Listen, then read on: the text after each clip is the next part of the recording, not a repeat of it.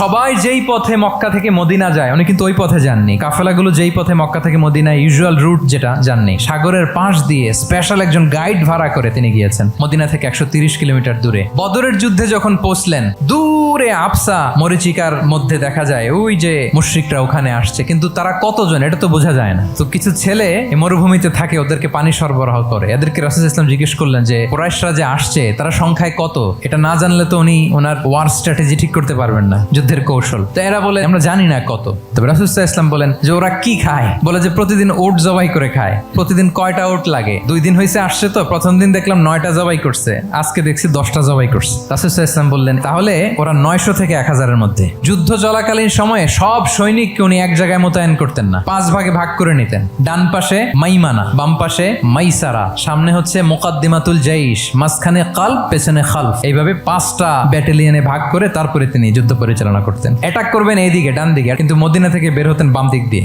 Location share করতেন না, কোথায় যাবেন বলতেন না, চলো চলো বলে ছুটতেছেন। কোথায় যাবেন উনি জানেন। যে রাতে হিজরত করবেন মদিনা উত্তর দিকে, উনি দক্ষিণ দিকে চলে গেছেন গারে সাউরে 3 দিন থেকে আগে, ওরা যাতে বুঝতে না পারে। এটা ছিল রাসূল সাল্লাল্লাহু আলাইহি ওয়াসাল্লামের ওয়ার স্ট্র্যাটেজি।